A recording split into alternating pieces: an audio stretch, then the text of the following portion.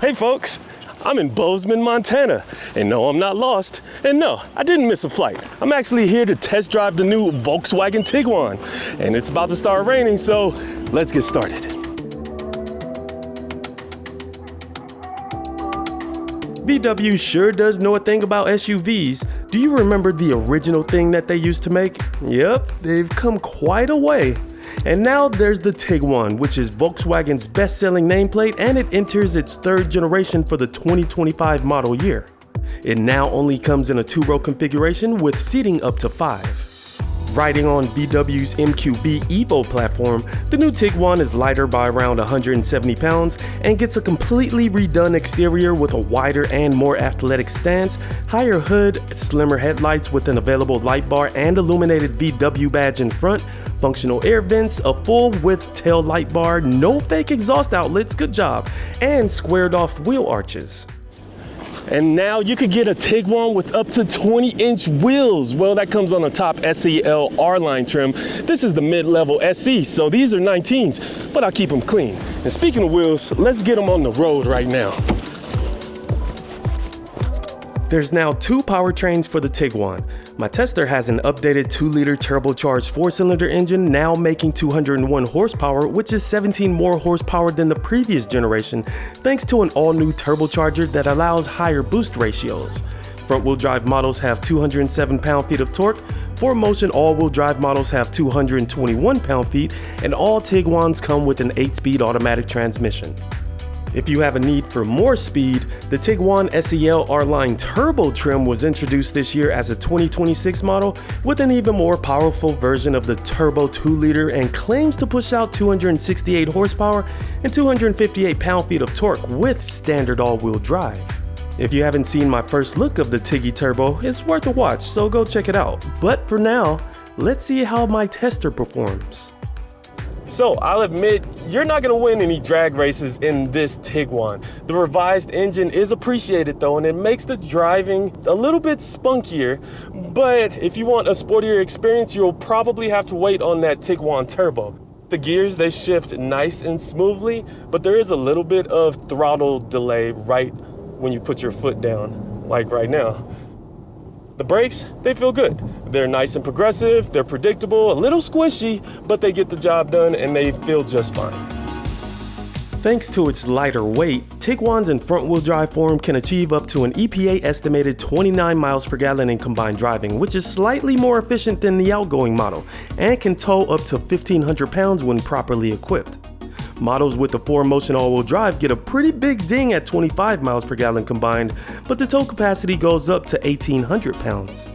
All-wheel drive models can help to eliminate traction loss with the latest generation of the 4Motion system that activates before any wheel spin, and 50% of power can be distributed to the rear axle. If you plan on taking this compact SUV off-road, just keep in mind it only has 7 inches of ground clearance. The ride quality in here is actually pretty nice. It's comfortable, not a lot of squeaks or rattles, and the suspension is doing a great job at soaking up all these bumps. And this isn't meant to carve any corners by any means, but it feels pretty planted on the road and it's stable, which is nice. As far as steering, it has a decent weight on it, I'll give it that. And it's very precise and it's stable on center. This is some great steering, especially for a long road trip. The Tiguan also sees some improvements in the interior for this new generation. Every model gets this 10.25-inch driver display dubbed the Digital Cockpit Pro and a standard 12.9-inch infotainment touchscreen with wireless phone integration. But if bigger is better for you, the top SEL R-Line trim has a chunky 15-inch touchscreen. There's 2 USB-C ports up front that can charge up to 45 watts, a wireless phone charger, and dual-zone climate control. There's also been some improvements with the ergonomics of the interior, and I'll start with one of my favorite features. I am so glad that they brought back physical buttons on the steering wheel because it controls the digital gauge cluster. You can put a bunch of different items on the gauge cluster and configure it to your very liking. Now this infotainment screen, it's big and it's pretty, but it does look a little crowded, especially just cruising, and you do have shortcut buttons at the top to get you where you need to go, but it would be nice to have it look a little less cluttered.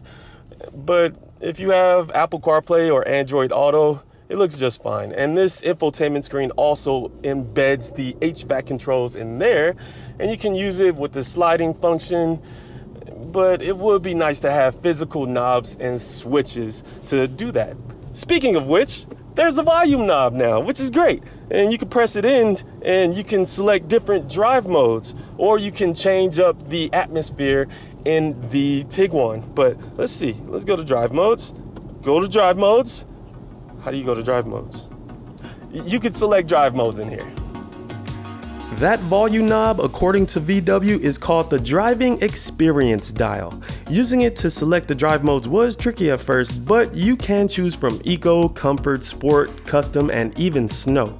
The atmospheres briefly mentioned can also be controlled via the driving experience dial, and this can set the mood on the inside by changing the ambient lighting and infotainment color scheme, and has audio equalizer presets.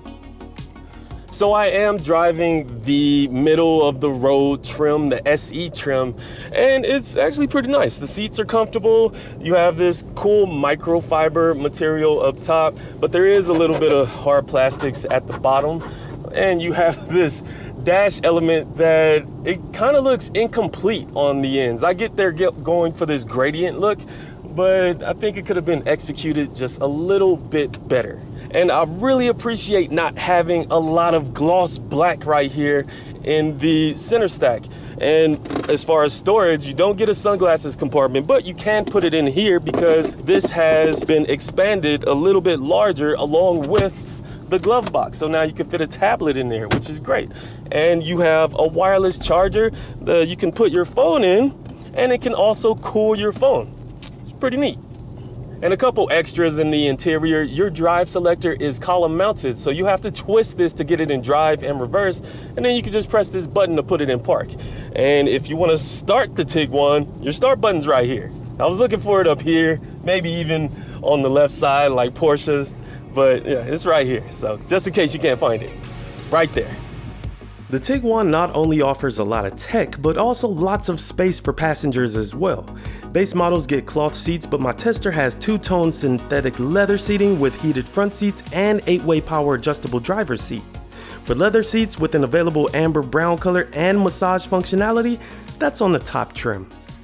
In the driver's seat, I fit great. I'm 6'4", plenty of headroom, plenty of leg room, and I can even scoot the seat back just a little bit more. It's highly adjustable, but on this SE trim, on the passenger side, you have manual adjustable seats, which is totally fine. I like manual seats because you get in your position a lot faster, and you can adjust the steering wheel column.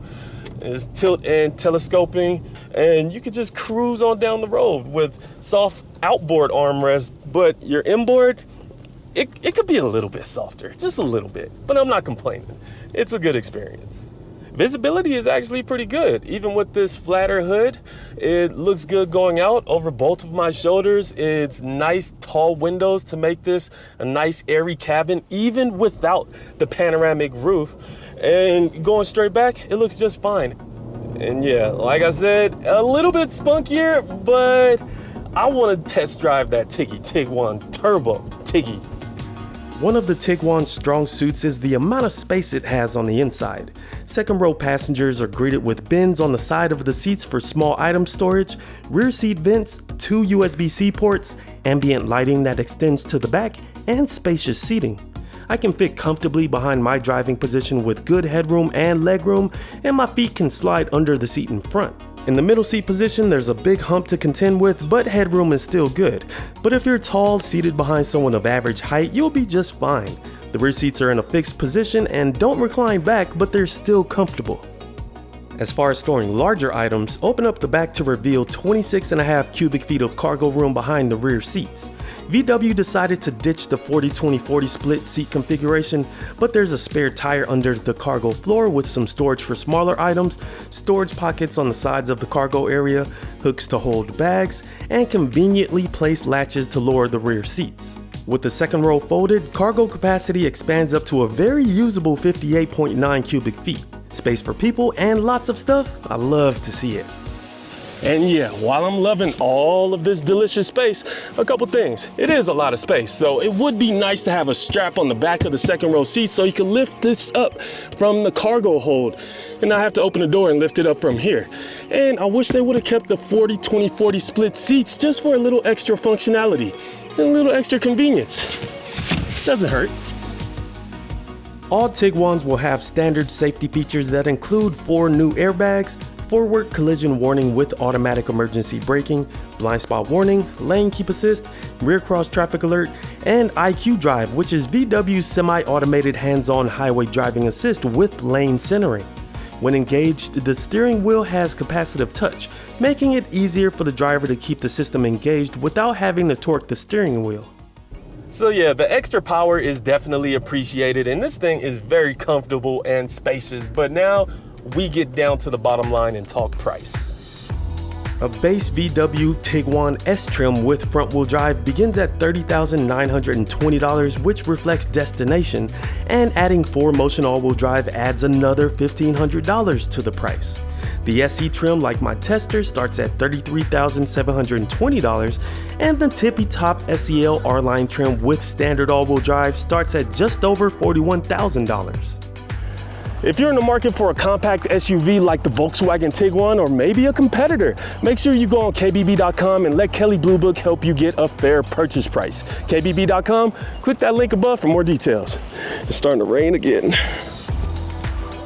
If you want to cross shop with other compact SUVs, consider checking out the Hyundai Tucson with its parametric shapes, the Subaru Forester with its off-road ready wilderness trim, the Honda CR-V that has an available hybrid powertrain, and that new RAV4 that only comes as a hybrid.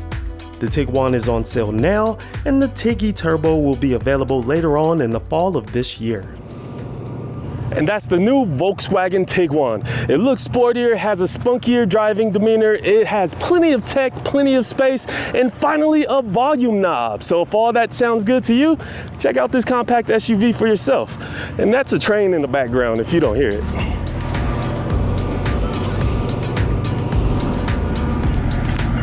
Let me get my phone just to record the train, just for funsies.